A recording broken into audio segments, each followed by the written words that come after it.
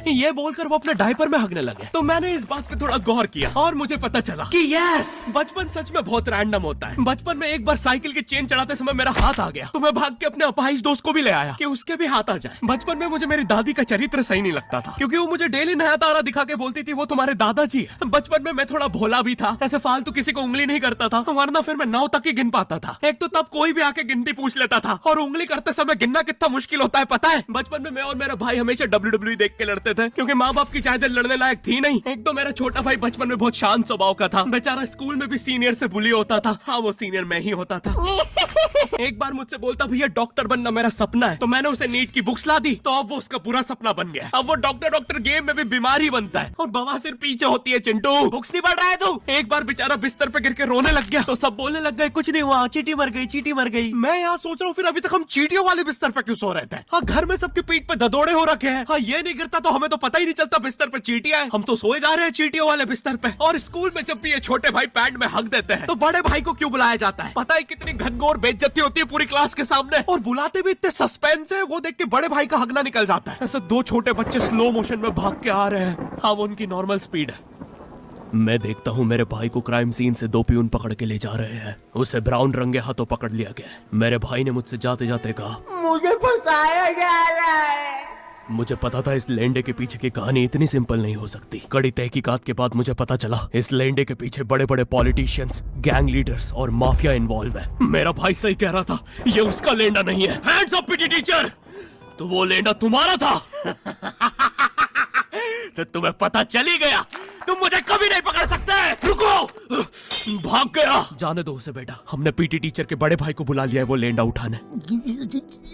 लेंडा आपकी नजदीकी सिनेमा घरों में पड़ा होगा तो देख के पैर रखना। ये चैनल पे जितने भी अजीब और गरीब चीजें तुम देखते हो, ये मैं और मेरे भाई की लाइफ में हमेशा होती रहती है, और इसलिए हमने ये चैनल नॉट योर टाइप बनाया था। मेरे भाई ने कहा तू बोल और मैं एनिमेशन करता हूँ, और लो बन गया नॉट योर टाइप। आपके नजर अरे अभी भी लेंडा लगा हुआ है। बचपन में बोले जाता था कि तुम जितने दांत तकिए के नीचे रखोगे तुम्हें उतने ही रुपये मिलेंगे। तो मैंने दादी की 32 रख दी, तो मुझे 32 रुपए मिले। वो 32 7,000 की थी। जो पिटा हूं ना मैं घर पे, साली स्कैमर दांतों वाली परी चांदी का दांत ले जाके 1 रुपया देती है। दांतों से याद आया, बचपन में सब सूखा बॉर्नविटा खाते हैं क्योंकि दांत दूध के होते हैं। ठीक है, ये वाला जोक हटा दूंगा। बचपन में मुझे चुड़ैलों से बहुत डर लगता था। एक बार मुझे चुड़ैल के पैर के निशान दिखे तो मैं उल्टा भागा, पर फिर मैं चुड़ैल के ही घर में आ गया। हाँ, मैं पट्टी में भूल गया था उसके पैर उल्टे होते हैं, तो फिर मैंने सोचा इसका पीछे से सर फोड़ देता हूँ। सर फोड़ने गया तो वो उसका मुंह निकला। फिर से भूल गया कि साली चुड़ैलों के बाल भी मुंह पे होते हैं। आदमी को पता चले तो चले कैसे। जब मैं छोटा था नींद में बिस्तर भी बहुत गीला करता था। मेरी मम्मी हमेशा गुस्सा करती थी कि सोने से पहले सुसु किया कर। अब उन्हें कैसे बताऊं, फिर गीले बिस्तर में मुझे नींद नहीं आती। बचपन में मुझे गुस्सा भी बहुत आता था, तो मेरी मम्मी ने मुझे एक रेड स्टोन की अंगूठी पहना दी, और सरप्राइजिंगली उससे मेरा गुस्सा इतनी जल्दी उतरने लग गया, क्योंकि अब मैं जब अंगूठी पहन के लोगों को पीटता था तो गुस्सा इतनी जल्दी शांत होता था। वैसे ये अंगूठी मुझे एक बाबा जी के आश्रम से मिली थी। जब मैं वो आश्रम में गया था, वहाँ एक बहुत ही हॉट सी बंदी मुझे देख के बार बार स्माइल करे जा रही थी, तो मैंने भी मौके पे चौका मारा और जल्दी से अपना नंबर पेपर पे लिख के उसकी तरफ फेंक दिया। वो बंदी ने भी बड़े प्यार से मेरा नंबर उठाया और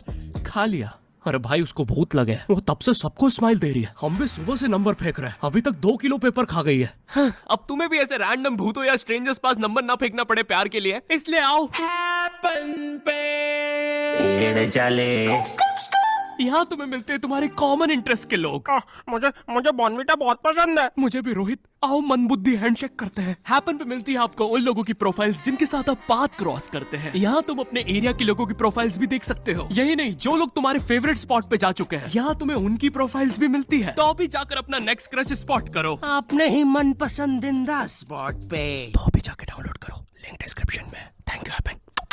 बचपन में मेरी मम्मी हमेशा बोलती रहती थी कि बाहर जाके खेलो। अब बाहर मेरे मोहल्ले के बच्चे भाई वो ऐसे अजीब अजीब से गेम्स खेलते थे। कहीं ड्रैगन फ्लाई में रस्सी बांध के उसको पेट बना लिया है, कहीं नंगे भाग रहे टायर के पीछे लकड़ी मारते मारते। मेरी मम्मी को उन पे दया आ रही है कि बेचारे गरीब बच्चे किसी भी चीज से खेल लेते हैं, फिर हमारी कार पलट जाती है। हाँ, वो टायर हमारी कार का था। और मुझे एक बात बताओ, चक्के से खेलने पे वो गरीब कैसे कंसिडर हो रहे हैं? क्या पता उनने कार खरीद के चक्का निकाला हो, क्या पता लैम्बोर्गिनी के चक्के से खेल रहे हो। नहीं, तुम्हें कैसे पता चल रहा है वो गरीब है या अमीर? और एक चक्के से इतनी सारी एक्टिविटी करेंगे ये लोग। कभी चक्के में रस्सी बांध के झूला बना दिया, कभी झूले से फिका के खुद को लूला बना दिया, कभी लूले पे झूला बांधकर हुला हू बना दिया। ये इतने हरामी बच्चे थे, इनके साथ कोई भी घर घर नहीं खेलता था, क्योंकि घर ये जुए में लगा के हार जाते हैं। ये वो बच्चे जिन्हें तुम रिमोट कंट्रोल कार भी दोगे तो उसकी मोटर निकाल के पंखा बनाएंगे। एक बार इन्होंने रिमोट कंट्रोल रिमोट बनाया था। तुम अगर इस रिमोट पे बटन दबाओगे तो इस रिमोट पे बटन दबेगी, बस ये लोग मकर संक्रांति के दिन पतंग भी लूटते थे दुकानों से। पतंग से याद है मैं बचपन में अपने दोस्त जनक के साथ बहुत पतंग उड़ाता था। जनक गुजराती था और गुजराती लोग तो बहुत बड़े पतंगबाज होते हैं। वो लोग गला काटने के बाद भी काहे पोचे चिल्लाते हैं। जनक मेरे घर पे इतना बड़ा गिर्रा लेके आता था पतंग उड़ाने। उस पे पता नहीं कितने 1000 किलोमीटर का मांझा लपटा होता था। हम दोनों का सपना था उस गिर्रे की पूरी ढील देना। एक बार तो गिर्रा खाली होने ही वाला था पर वो पतंग आर तो घूम के हमारे पीछे से आ गई। हमने हमारी ही पतंग काट दी। तो इस बार हमने सोचा पतंग पूरी परपेंडिकुलर उड़ाएंगे, स्ट्रेट। हमने 2 घंटे ढील दी। वो मांझे में वेव सिग्नल आने लग गए प्राचीन भाषा में। हमें लगा हमने एलियंस ढूंढ लिया बट फिर धीरे से वो सिग्नल क्लियर हुआ। हमें पता चला हमने कोई नासा का 100 मिलियन का टेलीस्कोप काट दिया।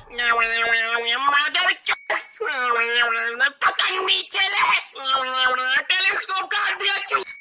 नासा का टेलीस्कोप जैसे ही नीचे गिरा बच्चों से पहले विसरो ने लूट लिया। बहुत वियर्ड था, इतने सारे बुड्ढे छत कूद के भाग रहे थे। एक तो जनक के मांझे में इतनी सारी गठाने होती थी, वो मांझा इतना भारी हो जाता था। हम चौथे माले से पतंग उड़ा रहे, वो दूसरे माले पे उड़ रही है। बचपन में बोला जाता है किसी भी स्ट्रेंजर से बात नहीं करते, तो फिर मैं इशारे करता था। तो फिर दादी मेरे चरित्र पे सवाल उठाती थी। दादी से याद है पुराने जमाने में एंटरटेनमेंट के लिए कुछ होता नहीं था, तो लोग 7-7, 8-8 बच्चे पैदा कर लेते थे ताकि उन्हें जायदाद पे लड़ता देख मजे ले सके। मेरे पापा के 5 भाई और 4 बहनें हैं, टोटल 9 बच्चे। मेरी दादी ने जिंदगी के 9 साल बस बच्चे दिए। दादी ने 9 साल तक पेट में इतनी लातें खाई है, उनके अंदर से एब्स आ गए थे। मेरी दादी लिटरली अंदर से टूट चुकी थी। उनका इतनी बार ऑपरेशन हो रखा है, उनको डॉक्टर ने टाकों की जगह चेन लगा दी थी। भाई आज के जमाने में तो इतने बच्चे कोई पैदा नहीं करता, उल्टा अबॉर्शन करवा लेते हैं। और यस, मैं अबॉर्शन बोलूंगा क्योंकि मुझे जेल नहीं जाना। एक तो इंडिया में भी अबॉर्शन करवाना लीगल है, लेकिन बच्चे का जेंडर जानना इलीगल है। मतलब तुम मार तो सकते हो, लेकिन किसे मार रहे हो ये पता नहीं कर सकते। तो देखो अब रिस्क कितना बढ़ गया है। क्या पता अंदर शेर बैठा हो या कोई बड़ा गैंगस्टर, क्योंकि तुम्हें तो पता नहीं है तुम किसकी सुपारी दे रहे हो। क्या पता वो अंदर बंदे लेके बैठा हो। बचपन में सबके मम्मी पापा डराते हैं, मस्ती मत करो वरना बोर्डिंग स्कूल भेज देंगे। और मुझे बोर्डिंग स्कूल से इसलिए डर नहीं लगता था कि मैं वहां जाके अपनी फैमिली से दूर हो जाऊंगा। मुझे बोर्डिंग स्कूल से इसलिए डर लगता था क्योंकि वहां पे वो बड़े दांतों वाला ईशान अवस्थी होता है। मैंने पहली बार जब तारे जमीन का ट्रेलर देखा था तो उसमें वो पागल बच्चे ने आतंक मचा रखा था। फिर मैंने मूवी का नाम पढ़ा, तारे जमीन पे। मुझे लगा बिछाए होंगे इस पागल को पकड़ने के लिए, शॉक वॉक देना होगा तारों से। इसके तो दांत भी इतने बड़े हैं, सारी तारे काट देता होगा। मुझे ट्रेलर देख के लगा कोई एक्शन मूवी है, आमिर खान जोकर बना हुआ है। मुझे लगा यही तारों का जाल बना के पकड़ेगा पागल को। हाँ, ट्रेलर देख के तुम्हें क्या ही समझ में आएगा। एक शॉट में आमिर खान बोल रहा है आपके बच्चे को डिसलेक्सिया है, फिर अगले ही शॉट में जोकर बन के बड़ा मछलियाँ उड़ती क्यों नहीं। फिर मुझे लगा ये शायद अपने माँ बाप को बोल रहा था। और दया तो मुझे उस लंगड़े बच्चे पे आती है जिसके बगल में ईशान अवस्थी को बिठा दिया था। वो बेचारा उठ के भाग भी नहीं सकता। और मैंने तो सुना था बोर्डिंग स्कूल में बस नॉटी बच्चे जाते हैं, तो फिर इस बेचारे गाय से बच्चे को क्यों यहाँ भेज के रखा है। कोई ऐसा तो नहीं इसके पहले पैर थे और ये बहुत मस्ती करता था तो माँ बाप ने पैर तोड़ के इधर भेज दिया। बस भाई मेरा हो गया